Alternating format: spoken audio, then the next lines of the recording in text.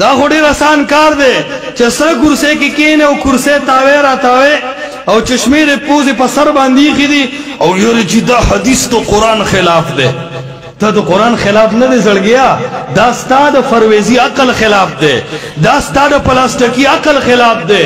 د تقلید تورو تیارو او د خبر واحد د ځواني کېدو دعوی سره او قیاس په خبر واحد د سورولو د وجنا او د ابو هريره روایات د غیر فقيه په نوم سره د رد کولو د وجنا ستا عقل دومره مختل شوی دی، ستا عقل دومره کنفیوز شوی دی چې ستا د عقل خلاف شي تا سره بل سهاره نه یاره چې دا د قرآن خلاف دی.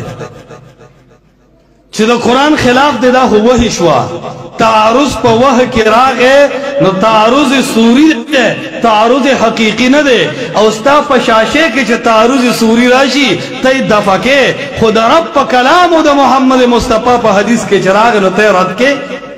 دومره ستا ذهن کار نه کوي.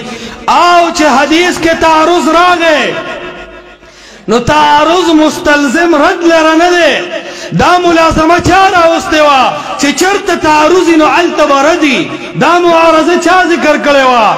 که هره معارضه مستلزم شي رد لره نو ثابت به شي معارضه د قرآن په قرآن سره طالب باطل دی، مقدم مثل دی.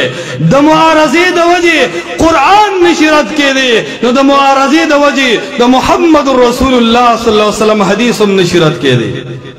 اللہ سبحانہ وتعالی فرمائی ان الکافرین لا مولا لهم، دا کافرانو با حصوک مولا و مددگارو لگرو آئے. دا کافرانو با سوک مددگارو لگرو آئے، سوک مددگارو یرا ٹولی آئے چسخو پوشم چویخیے.